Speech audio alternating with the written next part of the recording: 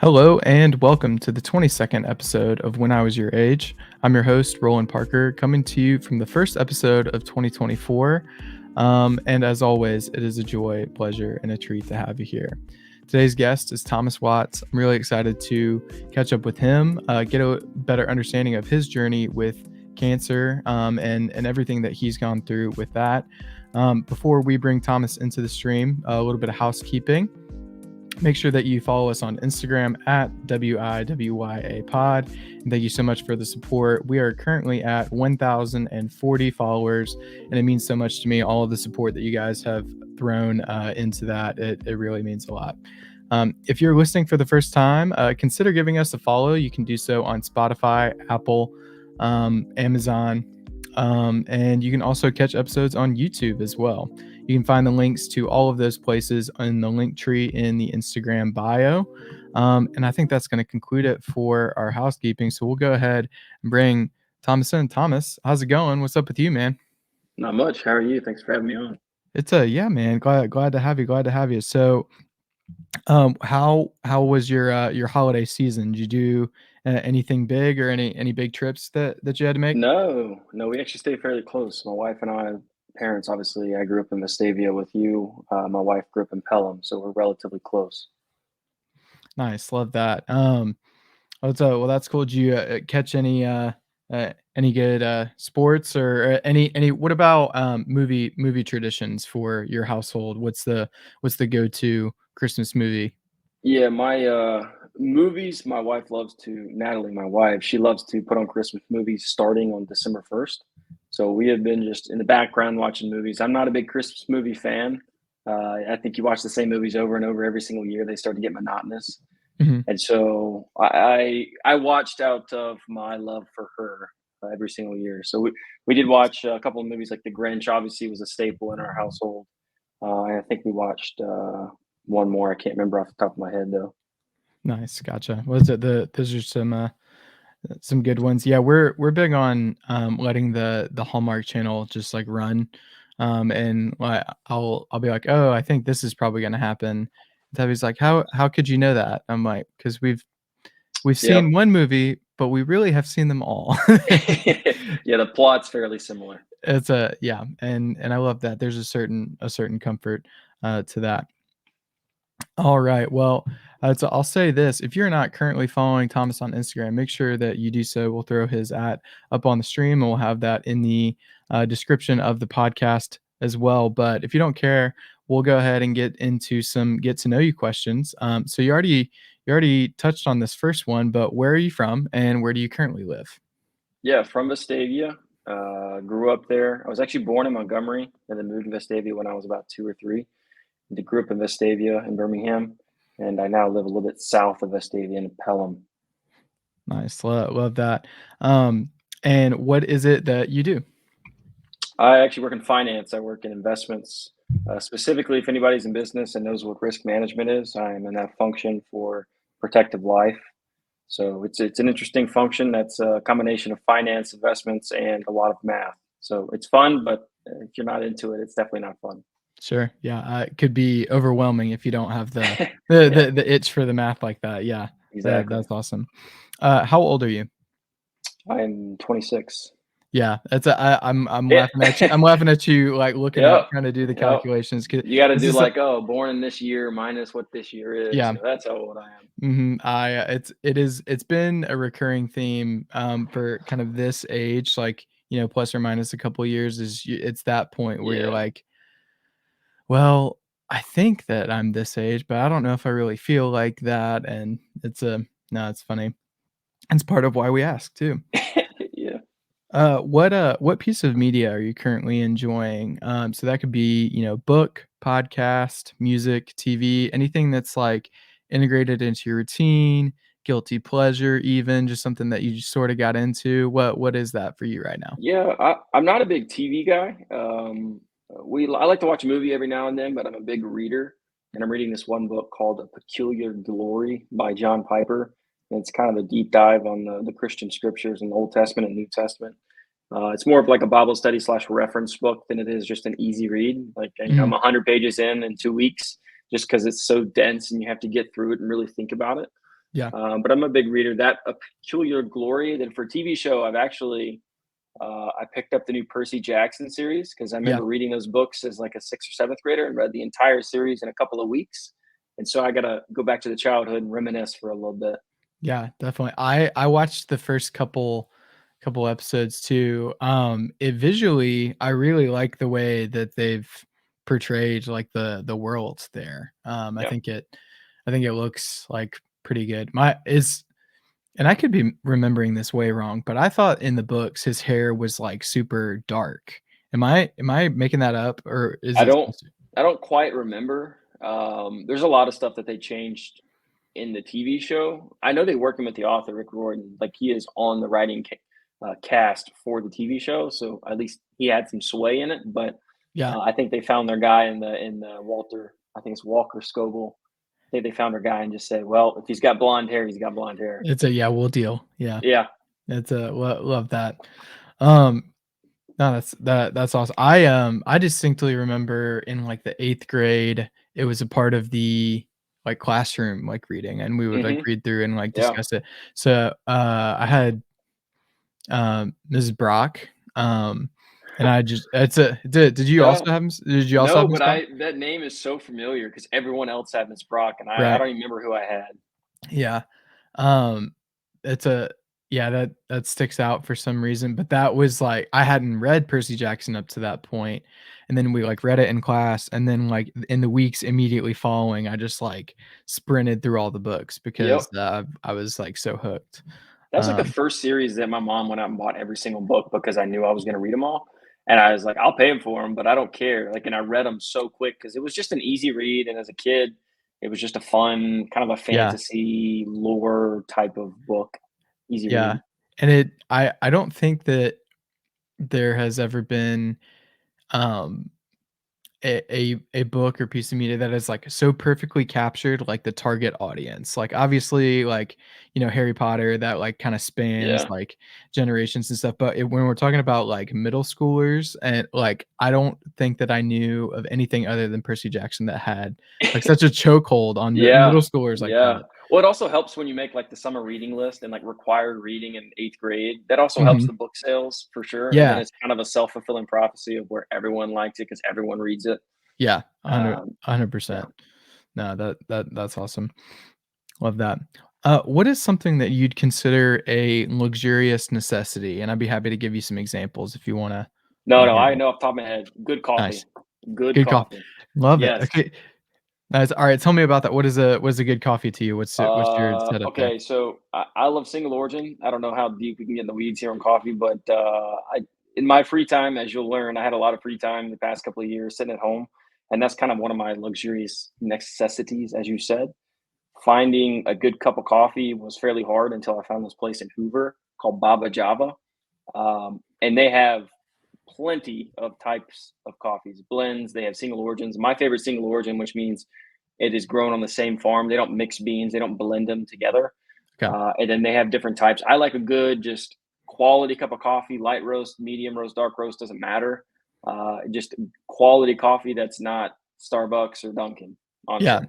Yeah, I get you there. So and I would think, like, with, if we're talking about, like, a single origin, then there's more opportunity for, like, if that coffee has, like, maybe some specific qualities or Yep. uniqueness that it's got more opportunity to shine if it's not Yes. getting Yes. mixed in with other stuff. Yeah, Yeah, they have like absolutely. hints of this and hints of that and notes of this, and it can get fairly complex. But I feel like you should be able to know if, like, I drink my coffee black, and people make fun of me for it, like, "Oh, you don't use cream," or "Oh, you think you're better than us."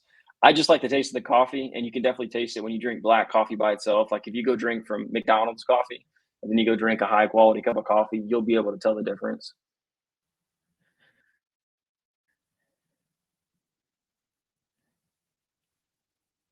Yeah, absolutely. No, I'm with you there. I'm a big coffee drinker too, and the main ways that I have it is like an espresso, not Nespresso, but an espresso in the Yeah. morning.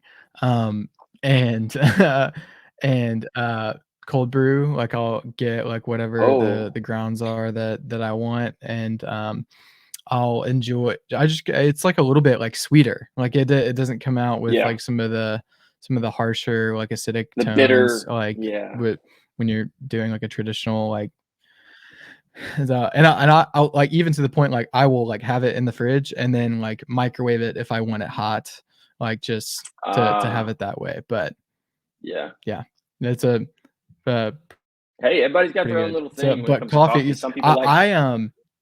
it's a it I'm glad that you said yeah, so I think we're, like, jumping back and Yeah, forth a little bit, but, we're a little distinct here in the video, I think, but it's okay. yeah, I'll get there, but I was gonna say, that is often the, prototype, or typical answer that I give, like, as an example when I'm telling people about the question, like, "Hey, to me, luxurious necessity, I tend to think coffee for these reasons. It's like part of my routine, something I enjoy a whole lot, and I don't really wanna concede just, like, getting, like, a Starbucks or a Dunkin' or anything like that. So that's why like, that's that to me, but I like to ask it because a lot of people go in a lot of different directions. Um, Yeah. but yeah, the coffee, great answer. Do you have any bits that you're doing? And a bit to me is like a running joke or an inside joke or something like that. So any bits that you're doing? No, I feel like I'm a fairly stoic person. I don't like a lot of the laughter and humor that I have really is just like in the moment, and I'm not that funny. I just enjoy a good laugh every once in a while as my voice Sure. cracks. There's your bit. Love that. No, that's awesome. That's a yeah, I think that like having those like certain flavors of humor too it's just as important to have like a reoccurring joke as it is to like go with the flow and enjoy the Yep. laugh and like respond to it and like be in the moment. So yeah, that's great. All right, so this next question, we have a running playlist for these answers that I collaborate and kind of add all these ins. So we get this really nice tessellation or quilt of responses when it comes to this question. But given the opportunity to replace the national anthem with any song on your Ooh. playlist, what Ooh. song would that be? And tell me a little bit about that. Oh, goodness. Probably Hotel California by the Eagles. It's probably one of Ooh, my go-to. That is, nice. it's got a lot of symbolism in it, like the national anthem does, but it's also something we could just chill out to and vibe and or like roll down your windows on a car road trip to New Mexico. And that'd be something that I could get behind. Yeah, absolutely. Okay.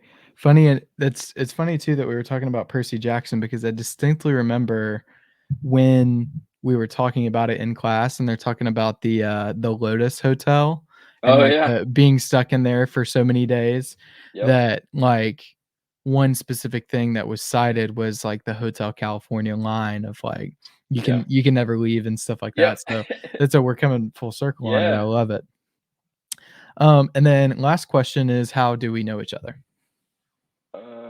Let's see. I'm just kidding. We went to school together. It's a yeah, it's a perfect. That's a all right. Well, it's a thanks for running through those. Now we're gonna dive a little more into your story. But what I kind of like to start with is maybe just a really basic top-down view of your journey with cancer, and I want to give you the reins as much as possible here. But yeah, I think a really basic general what was it like? And take me through it. Yeah, yeah.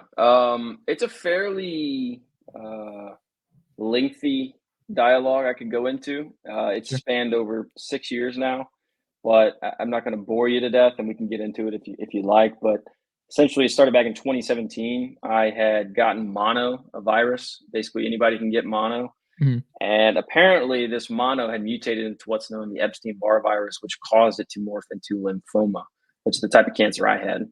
Wow. So when I was initially diagnosed, I had mono in roughly October of 2017, and then I got diagnosed with Hodgkin's lymphoma in December of 2017.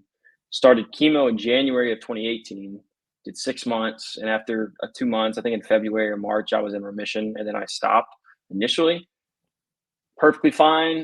There was a lot of side effects. I was stage three, so there was in multiple places in my body. I think it was my lungs, my armpits, my neck, my Wow. liver, places like that.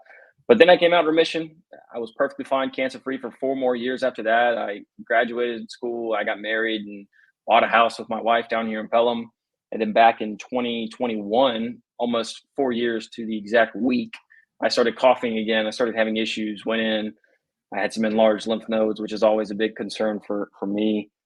Got scheduled again for another doctor's appointment. Went in. It was cancer again. This time it was stage four, which meant it's kind of the worst of all stages, and it was in my Mhm. blood. And so lymphoma is actually a blood cancer, very similar to leukemia, which most people know about leukemia. But lymphoma is also in the blood, considered a blood cancer. And it was in my bone marrow. So my cells were not healthy cells. They were continuing to reproduce this cancer. So there was a lot of other things we had to do. I went on, I think I did between January of 2022 and well, the entirety of 2022, half of it I was spent basically doing chemotherapy for 6 months, doing I think 4 or 5 different regimens here and there. I was in Wow. hospital for in March for a week, week and a half, with another autoimmune deficiency from there, and then I did a bone marrow transplant, which is basically a stem cell transplant. It sounds very fancy, but they basically kill my entire immune system and then pump me full of healthy cells in a sense and just watch me recover. And from there, that was probably the worst. It was a month in the hospital, kind of just feeling crappy, laying around doing nothing. Got out of there in June of 2022. Was fine for a couple of months. Lost my hair, lost all the body on my or all the hair on my body. No eyebrows, no beard, no nothing. Which was pretty interesting to look in the mirror. I was pretty Yeah. emaciated. Started eating more. Got healthy again. And then in September again, they biopsied the lymph node here in my neck, and there was another one positive again. They went and took that one out, and so it's just kind of been this constant cycle. And I've gotten to the point now where I don't even consider myself in remission or have cancer. It's just you're living in a state of cancer in a sense for the rest of your life. Mm. So now I do kind of monthly, what they're called IVIG, but they're essentially vitamin infusions every single month. They kind of help build up my immune system because I am immunosuppressed, or I kind of have an autoimmune deficiency in a sense. Okay. Um, so yeah, I mean, it's been a wild ride for sure. If we want to get specifics, we can. I don't. It doesn't bother me. I'm an open book.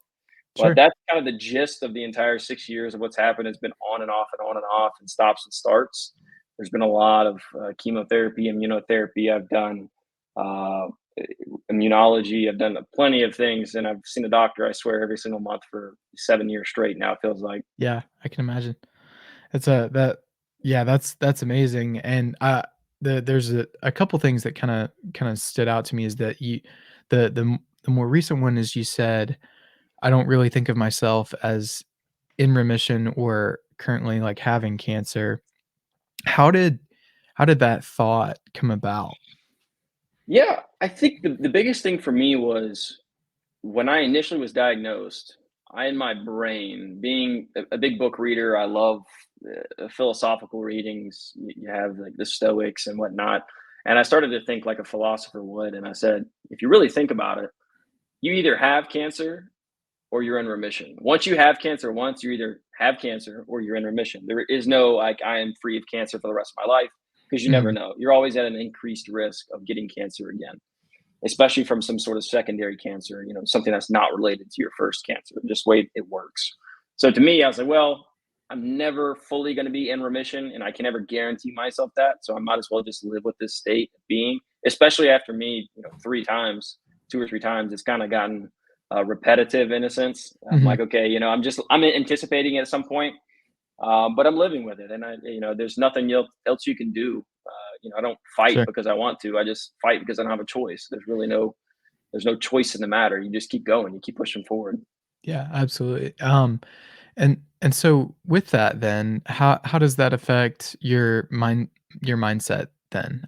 It's because it's I don't know that I've really heard that before. What seems to be the case is that, people they come through, they conquer it for their first time around, and it's it's like that much scarier or that much more devastating when it comes Oh, back and comes back stronger in a lot of cases. So I'm wondering what does that look like mindset wise, like for your everyday life, I guess. Like, tell me about that. Yeah, it's kinda interesting. I've met a lot of patients that like, for my case, I had stage 3, and then 4 years later, I had stage 4. So, in the instance that it came back, it was technically worse, because it was even more in my bloodstream, it was kinda more widespread. And patients that are normally like that, everybody's got their own way through cancer, if you will. Mine was to laugh through it and humor. I would make cancer jokes with my buddies, I'd make chemo jokes with my buddies, and they would, like, in public you can't say that, Thomas. You can't. I'm like, I can. I have cancer. I can make a cancer joke if I want to. The older I got, the more I realized that some folks, it was not necessarily their way to fight through it. Was not humor that kind of demoralized them in a sense, and it really made me take a step back and reassess the situation I was in. Sure. So I think people have their own take on it. Mine was very much so that I cannot change the past, but I can only change what here on out a decision. I can't decide not to have cancer again. It just is what it is. Doesn't Mhm. matter if I go sit and pout in a corner. Doesn't matter if I cry myself to sleep. It's not going to change it. Now, while there is a lot of emotions and there's a lot at stake, obviously, aka your life, there's not much you can do. It's not my decision if the chemo works. It's not my decision if my doctor makes the right call. It's really not up to me in a sense. Mhm. It's, if you believe in a higher power, and I do. I mean, I believe that is something that God had allowed me to be healed in a sense, at least to this extent. I just kind of put my trust in there, and it was kind of more of a hands-off approach. And it is what it is. What's going to happen is meant to happen, and His will be His will. Yeah. I well, I love that it I think what speaks to me about some of the things that you've said is that it there's a release of the control, but it's not a hopeless, like, I just, like, can't do this anymore. It's a I it letting go of certain facets of some of that experience. Like, I'm gonna try to control, like, what I can, but, like, I'm going to, to Yep, relax and not worry about the things that I don't have the power to do exactly. anything with. That's exactly my mindset. It's the things that I cannot control, aka the chemo going in my body, the chemo working, hospital stays, like any of that type of stuff I can't control. But what I can control is my attitude, my outlook on life, cherishing the time that I know I have at this moment and that I'm living. Other than that, I just kind of let it go, and it is what it is. Mhm. Yeah, that's amazing.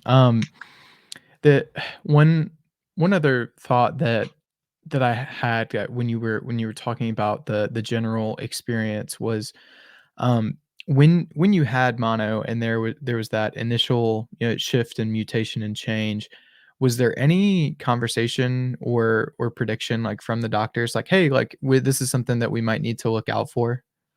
No, I was off at school, so I didn't come home until actually the whole story was I got mono, and then my neck started to swell up. Well, mono does that; it swells your Mhm, neck up, it swells your lymph nodes up. But mine was unique, and what really caught the doctors' uh, their interest and piqued their interest was it was only swollen on this side of my neck. It was only the left side, which you're looking at looks like the right side, but there's only one side. It's unilateral swelling in the neck. Usually, mono and your lymph nodes will grow in tandem in a sense. So mine was like literally, I can show you a picture, but my neck was out to here, and so I have so much skin that just can pull out because there was just a mass of tumor wow. here. That was really the biggest thing that kind of caught everybody off guard. But I was actually in Texas on a mission trip, and I started getting dizzy. I couldn't walk. I wasn't eating for 2 days straight. I wasn't drinking water. Like it was just bad. And so somebody drove me back here, immediately got tested, and that's when they found it, did a biopsy. So there was a lot of little things that led up to it. Obviously, we probably could have caught it sooner if we had known. But it's one of those things you don't know. It's not like you're like immediately cancer in my mind because if you go to WebMD and you type in your symptoms, it's always cancer. You're always going to Right. die. You're always going to have something wrong with you of the utmost uh, deadliness in a sense. So it was definitely unique in how it happened. But yeah, there was really nothing that, in my opinion, we could have done more besides just be more keen on knowing like little things like I didn't know. One side of the lymph node, one side of your neck swelling Mhm. versus two sides, something like that. Is the little things like that.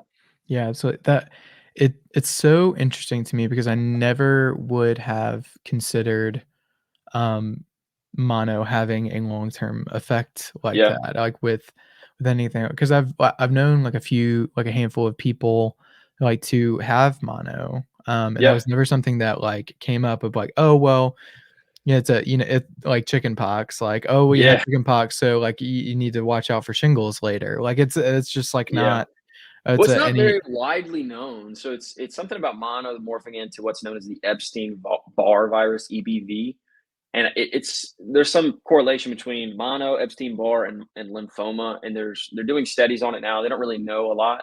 They just know that there is a link in the three. How it happens, why it happens, I'm not quite sure. I try and stay away from that. My doctor likes to call my dad Doctor Google because when we started going through all this, he was like Googling everything. He's like, "Don't do that. That's like the worst thing you can do is Google anything about cancer because you're going to pull up mhm, studies. You're going to pull up things that are saying you're dying even though you're not." And so he always jokes and called him Doctor Google. And so that's what I try to stay away from is trying to learn things by myself on the internet because it can be fairly dangerous if you think about it. Learning things that's technically not accurate. yeah, that's that's good. So what it's a we talked a little bit about the shift in mindset. And I think for I think a lot of people have this experience with near death experiences outside of cancer and cancer. But was there to tell me about the positive parts of outlook that came from your experience. Is there anything like specific that you could identify with that? Yeah, I mean, for sure, it increased the closeness of my family and my relationship with my wife, especially the second time around for my wife because we didn't know each other in the first time, but the second time around it definitely strengthened us beyond measure by all means. I mean, when you go through something like that, you either have two situations. It's one, you break it off and you're like, I can't do this, it's too much, and you just see like strife in the marriage and it's tumultuous. And then you have the other side of where you rally behind each other and you focus on what you can control at that moment. And you realize that you have to live in the moment. You know, you don't want to worry about fighting while this person may only have, months to live or whatever it may be. In certain types of cancer, you want to enjoy the time that they have in good times.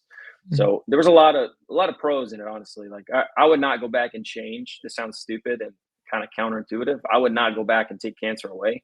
It's definitely made me who I am. Yeah, the person before cancer is something completely new. It's almost a renewed there's the baptism in the Bible. When you come out, you're a new person. You've been Mhm. rebirthed in a sense. That's how Yeah, I feel. I feel very much a different person coming out of it because you learn so much during the journeys. Um, no it's doubt. just a world of difference from prior cancer, during cancer, than after, and what you can learn. My mind was always fuzzy because the chemo can give you like cloudiness in the brain, but after like once that starts to wear off, you have a much more, or I should say, a better appreciation for life and for people and relationships, and that life is more than you think it is. It's not. It's fleeting in a sense, and you Yeah. have to enjoy the things that are here and now, and that is people, that is relationships, that is time you have with people. Absolutely.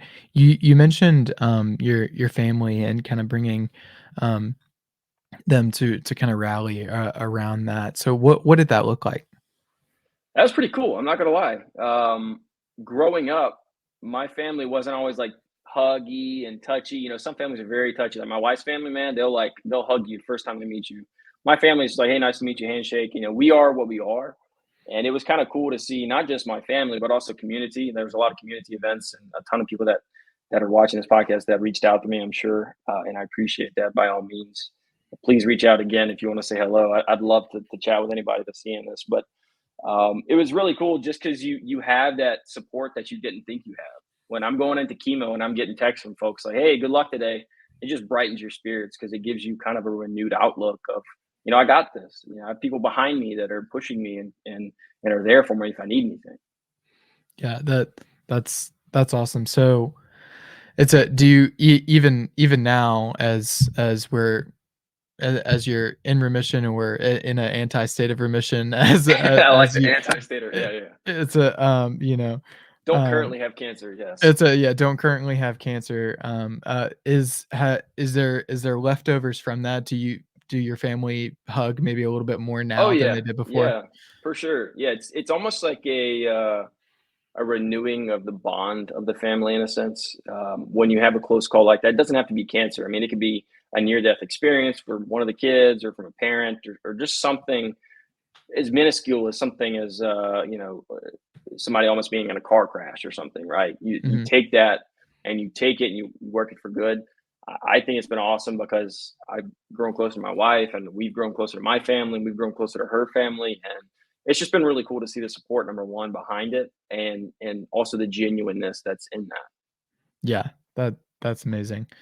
And for me, like I relate to a lot of what you're saying about just the support from your spouse. Like just in the way that you're talking about it, that is the one that I can imagine a little bit easier. I think is like with that's the person that you're with like every single day.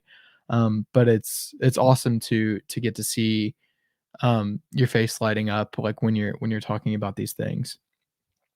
Um, Something that I'd wanna know now is what does your relationship with your own health look like now? Just has there been any impact, any change or change in attitude or anything like that? I don't think there's been a change in attitude. I think the best thing I could put it is I'm more sensitive to what my body's telling me. So I have to be very conscientious of my heart rate and how fast I'm breathing. And if I have a fever, a lot of these are indications of something's wrong. And I spent almost all of the end of 2021 and the beginning of 2022 with a fever. I ran a fever for like 3 months straight and Wow. nothing would tame it. And so it was wild to have to live with that. And I got used to it, so like when I run a fever, I ran a fever, I don't know, 6 months ago, 7 months ago, whatever it was, and early 2023 when I was sick, but I didn't recognize it because I lived with it so long. I was like, I feel fine because I lived so crappily for all of 2022 Oh, wow. that into Wow. 2023 it just felt normal. And when I got better, it was almost I don't even know what normal felt like in a sense. I don't know what being healthy felt like. And so I finally got to that point now. I've been out of cancer, whatever you want to say, for that, months on months on months. And now I feel healthy again. I feel like I have energy and I do. So I'm just more sensitive to what my body's telling me, especially when it comes to anything that could potentially be related to my previous history. Mhm. Yeah. So, get what were some of the first indicators? Obviously, you had the swelling, Yeah, and you mentioned coughing, yeah, but, coughing's a big one. what what was, like, the window of, like, when you could, like you could go far back enough, like, after your diagnosis, you could say, "I think this is when it first started to present itself," like Yeah, we actually asked the doctor this. I said, is this could this cancer, like this mass on my neck, been cancer the entire time? Could it just been mono? And they never gave me an answer because it's so dependent upon a lot of things. And they mhm, said it could have happened years before and slowly progressed in your neck, and then you would not have known. And mono and the Epstein Barr might not have been a likely cause at that point, but it's just speculation at the time. So mhm, they really didn't know. They never gave me a straight answer. My guess was once the swelling on my neck started to get a little exorbitant, or just that's not even a word, but excessive in a sense, right? yeah, Just getting too big for what it just should look like. Your lymph node should, not get bigger than the size of an orange. Mine were the right, damn softball on my neck, and so I think at that point, when I started to see it, when you see yourself in the mirror every single day, it doesn't look like it's changing much. But when someone hasn't seen you in 3 months and they see something like, "Whoa, what is on your you're neck?" like, "Oh, dude, yeah, Yeah, yeah, that yeah, was it. My point. I was like, "Crap, okay, something's up." On top of the cough, on top of fevers and night sweats. Night sweats is probably the biggest like indicator. So like you're sleeping in bed and you wake up just covered in sweat, like mhm, drenched head to toe. That is like a big indicator for a lot of cancers in a sense. And so that really threw me off my game. It's like, okay, we got to go to the doctor yeah." immediately. What does it look like now? Is there any impact on just, like, cold and flu season and how you have to approach it? Yeah, definitely get my flu shot fairly early in the season. Mhm, Uh, More of just taking precautions. I ever since I coming out of this, I've been always been pretty diligent. When I had my bone marrow transplant, I basically had zero immune system. Like I literally had zero white blood cells in my immune system. So if I got wow, sick, I literally could die just from a common cold. And so I was very diligent about washing hands and wearing a mask everywhere. So I still take a lot of those, washing hands, not touching things I shouldn't, like door handles and stuff. If they have a foot stop on it, I'll use the foot stop. There's a lot of little things like that that we'll try and do to prevent it. Hand sanitizer all the time. that's really the biggest thing for me is just keeping my hands clean because you eat with them, you touch your face, you touch things with it. So that's the biggest thing for me at this point. That's a that's yeah, that's wild. Like I feel like there would just be it's a step up in how much care you have to have for Yeah. those things, and, um, the you mentioned when your white blood cell count was so low that, a any kind of just regular common cold could, like, take you out. It's a jarring thing. It's a completely outside of what you had been used to for, the majority of your life. Um, was there was there anything in this journey that you kind of surprised yourself with about either, like, how you felt, about things, or things that you did really well or didn't do so well? Was there anything that you didn't expect, um, when you were going through this? Probably the length of time. I would probably be the guess. I mean, you never know how long it's going Mhm, to take, what you're going to do, for how long you're going to do chemo or stay in a hospital. One of the hospital stays was planned, and so I knew I was going to be there for at least a month, and that was how long I was in the hospital. But one of them was like 10 or 11 days, and it felt like eternity because it was every day I was hoping to get out, and they're like, "Nope, you're staying, you're staying, you're staying." So I think it was kind of this morphing of time in a sense where it felt like it was a lot longer than it was. It felt like it was years, even though it was end of 21, into 22. So it was basically a year, but it felt like multiple years that it was going on. mhm, And it honestly feels like it just happened. Like I can't even remember my entire story of how many times I got it, and to the extent like I have to go back through my wife's phone because she takes pictures. Like, oh, we were here on this date and we were doing this, and so your memory gets just all hazy and jogged and jaded, and it doesn't recall things as it used to. And so mhm. that's my one thing that I hate about it. But the one thing that you mentioned, I think time just being is you never know how Yeah, long. yeah, absolutely. That's one thing that would really get to me is, like, going into it with a certain expectation of, like, I don't know, even, like, contractor timing of, like, "Oh, well, it's probably gonna be about 6 months, and Yeah, the we'll," doctors and, do that too. yeah, Like, it's "Oh, a yeah. we'll do 6 months of chemo, and that's our plan going forward." But after you get done with that, if you're not exactly in remission or have 0% cancer, then Mhm. it's something else. Then that's got 3 months, and it just tacks on. It's almost like a prison sentence. It just keeps getting extended, extended, That's extended. yeah, that's tough. That part I think would really get to me on top of all of the other obstacles, but I think that one would really grind my gears. So in all of this too, you became an author, like you wrote a collection of just some of your thoughts. So tell me a little bit about that because I've not read it, and I have one coming in the mail, so I'm excited to read it. But tell me about it. Dude, I coulda gotten you. I have, like, 15 copies sitting over there. I should have brought you Ah, one. gotcha. Um No, I mean, it actually didn't start like I never just set out to write a book or whatever. I don't really call it a book. It's more of a collection of essays, is what I like to say. And I didn't really set out to write it. I actually just every time I would have a chemo or come home and be bored at home, I was at home for 3 months straight after transplant. And before that, I was working from home full time because I couldn't get sick. I had a ton of time on my hands, and so I would just jot stuff down on a Word doc or a Google Doc, and slowly but surely it just was like almost like every day I was writing something, and it just started to I started to aggregate those in sense, started editing them. I was like, this would be interesting if I put it in like a Kindle format. And then as soon as I did that, Amazon's like, hey, you can do a paperback version of this if you'd like. And so I was like, oh, that'd be interesting. And so I really just culminated all my thoughts down into what would it look like to be in a position of suffering or a position of pain, and what's your outlook on the world. Mhm, And so I challenge a lot of assumptions that are made in the world. One of the chapters or essays is called like, "Don't Follow Your Passion." I think that's terrible advice in my opinion. People say follow your passion, but I think if you follow your passion and you get into it and it becomes your full time job, it's no longer a passion; it becomes your job. So, like mhm. podcasting, if podcasting becomes your job one day when this blows up, I know it will. Completely One changes the day it relationship. changes the relationship with the work that you do, and it doesn't become something that you enjoy doing as a side hobby. It becomes where it's putting bread on the table for your family, and it just changes everything you know about podcasting, et cetera, et cetera, et cetera. So Yeah. there's a lot of little essays in there that I like. I took a lot of good quotes that just popped in my head of doing study on tens of different things.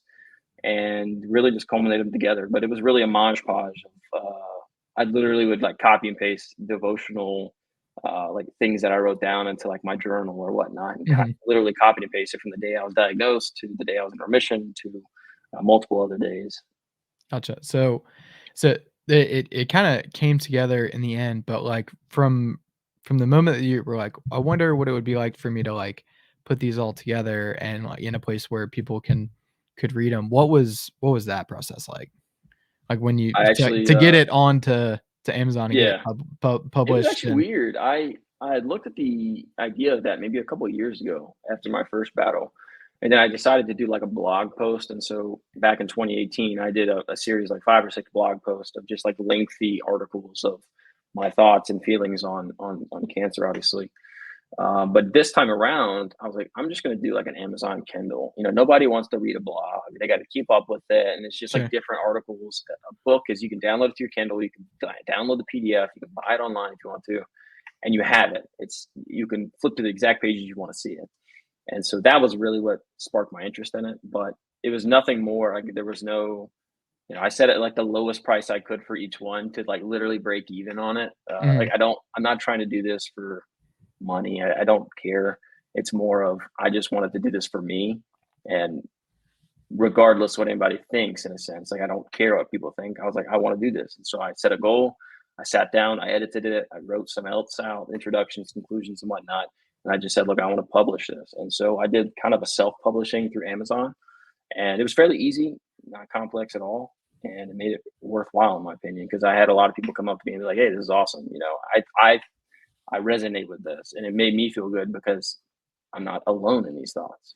Yeah, that's really cool. Well, and one thing that I really appreciate about it is just the initiative that it takes to do something like that. Obviously, you mentioned that the the process itself was easy, like it was like pretty straightforward, and in doing the self publish kind of feature through Amazon. But I think that deciding to do something within a creative capacity like that Yeah. is really intimidating.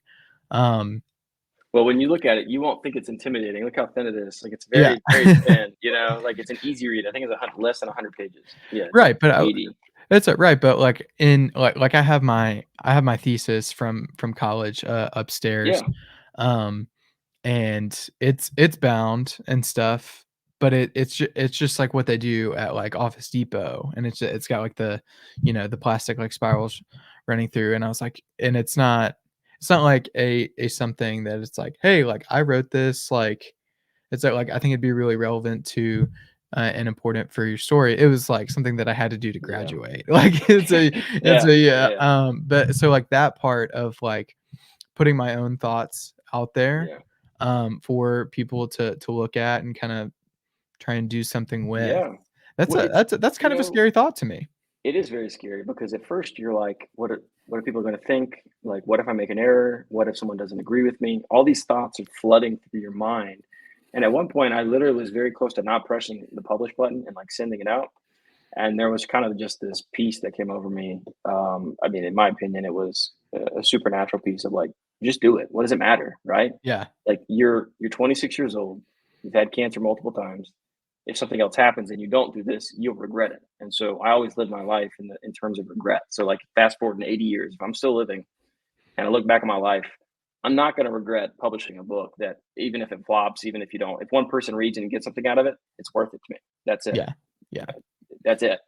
But if I look back at my life and I'm not going to regret doing that, but I might regret staying at a job too long, or I might regret doing this or doing that. But this is one of those things I don't think I'll ever regret. Yeah. I don't think that you should. So is there anything that you would write in the future? I would love to. I've actually started a few other projects. Nothing in solidarity yet. Nothing solidified. But I've got a few ideas that would be pretty interesting. But you know, we'll see what comes. That's cool, man. Well, we'll be looking out for it. Um, this is a question I like to ask everybody, just because I think it's important to frame whatever our story is and whatever it is that we do. It's important to think about the larger spaces that we are, making waves in, and the way that we relate to people. in everything that anybody could possibly be doing. So what impact have you seen yourself making? I'll leave it up to you there. What impact? Will you ask me that one more time? What Yeah, impact have I made essentially? what impact have you seen yourself making? Maybe identifying like, "Oh, I feel like that somebody talking to me about my experience, I felt like that was really valuable for them and what they're going through. Because I Yeah. imagine that in support groups and things like that, there's a lot of that, like a lot of, reassurance and things like that, but that's a um, could be anywhere. What impact have you seen yourself making? Yeah, it's actually a fairly odd one. Most folks, when you get cancer, it's usually in the older generations. So, Mhm, 40 plus. You either get it really young or really old, and I'm kind of in the middle. And so most people I talk to, they're like, oh, my dad has it, my mom has it, my grandma. It's not necessarily people our age. The people are our age that have it. But when I talk to people and they're like, hey, my grandmother has it, my mom has it, but we have a conversation about it, it's almost like they are getting to talk to their person that has cancer through me and through my experiences. And we get mhm, to share those and have a commonality. And it may not be the greatest impact in the world, but if it can brighten their day by one ray of sunshine, then I think it's worth it. I think it's yeah, definitely worth it. And I just try and be open about my story and be open about everything. You could ask me any question in the book about my entire past history, cancer, not cancer, and I'm open because if it can help someone else, why not open up? Like, mhm, there's no point in shielding your story. There's no point in not sharing your story. And which is kind of the reason I put a bunch of those thoughts together was because if somebody wants to know something about me, there it is. It's out in the open. yeah, So there is a lot of impact that people may not see, and I don't care if it goes unknown for the rest of my life. I can make an impact on one person, and if that never gets shared, I'm perfectly fine with that, knowing that I made the impact, and that's all yeah. that matters. Yeah, and one thing that has kinda stuck out for me in all of this is the clarity that you're offering for people who maybe don't have that same experience, um, and we've always wanted to know, like, how could I be there and best, support, the people in my life that are going through that, um, because it's a little awkward and uncomfortable. There's a certain taboo about asking people about their cancer experience, I Yeah, think, yeah, because it's like, "Wow, that's such a hard thing, I don't wanna bring it up." yeah, Um, but at the same time, I'm really curious, like, I wanna know what it was like, so that I can, like, fully grasp, like, the the size of the mountain that they climbed, essentially, yeah. and, like, how could I be there for others that are going through these things too? Yeah, number one, I'll state that not everyone will respond or goes through a process the same. Mhm. So, if one person gets diagnosed with cancer and the second person gets diagnosed with cancer, the two opposite ends of the spectrum sometimes, right? One could be like, oh, I'm perfectly fine. I can't control what I can't control. Someone like myself, where it's just, it is what it is. Then you have somebody that is very emotional, very spiritual, very like, I need to be by myself. I don't know what to do. I'm kind of paralyzed in a sense. So you need to understand which person you're talking to uh, in Mhm. that realm, in that regard. And number two, some of the worst words you can hear is "I'm praying for you," or "It's going to be okay," or uh, "God has this," or something like that, right? Where you're trying to reassure them that it's going to be okay, but you're lying to them. You don't know it's going to be okay. You can't make those statements, and it Mhm. doesn't make you Right. feel any better by someone saying, "Hey, you're going to be all right. It's going to be okay. We're praying for you." I'd rather someone just stop and pray for me versus saying, "We're praying for you." Right? Mhm. I don't need a comment on a Facebook post. Uh, I don't need someone posting on social media for me. But sending me a text or calling me needs a world of a difference. Yeah. So I think being there for someone, asking if you can, let's grab coffee sometime. Let's do something together. Let's shoot them a text on a random day when you're thinking of them. And don't say, I'm praying for you. Say, I prayed for you. Or say, I thought of you instead of I'm thinking of you. Like it Yeah. makes those little differences can make a world of a difference knowing that they have somebody that is championing them behind them. They're their champion and they're pushing them and they're supporting them. And then also buy them lots of chapstick. You get chapped lips all right. Lots of chopstick. Yeah, Yeah. definitely. I love that. Well, I love the clarity of, like, how you're you're painting this picture for me, because I think that a lot of people is that who currently have or have had cancer, it might be really difficult to talk about, or it's just one more hard thing to do. Um, for someone like me who has always wanted to ask these questions, and for you to offer them up so freely, I really thank you and admire you for doing that. It's a really neat perspective to be able to get. Um, unfortunately, like so many people in our lives, have been Yeah. affected, in some way. Some family members, some close friends, and Yeah, it and I appreciate you saying that I have clarity, but I'll make it clear that I only have my own experience, and I have clarity Sure. about my own experience, but I do not have clarity about everyone going through this because Yeah, everyone will handle it absolutely. differently. That's a great Um, caveat. but yes, I appreciate that. Yeah, that's awesome. Um, well, one thing I wanna know is what's in the future for you? Man, I don't know. I've gotten to the point in my life that I take it day by day and week by week because I learned to live in the moment instead of trying to plan too much for the future. Mhm. People try and control the past, people try and plan for the future. I think it's important that you plan for the future and plan for contingencies, but you got to stop and not just smell the roses, but smell every flower in the garden. Yeah, Just stop and enjoy life, where you're at, what you're doing every single night. Whether that's do what you want to do, like enjoy life. Like I like playing video games and I like reading. I'm not going to kill myself or be upset with myself if I read a lot more than I play video games or vice versa. I'm going to do what I like, do what I enjoy, and spend a lot of time with people that I enjoy spending time with. yeah, that's, that's awesome. That's So I don't yeah, know. The answer is I don't know. I it's don't a care. yeah, it's a no clue, not really thinking about the Yeah, I future can't too much. control the future, Roland. So Yeah, that's great. We already established it. Um, no, but I like to ask, and I was interested to see where you were gonna go.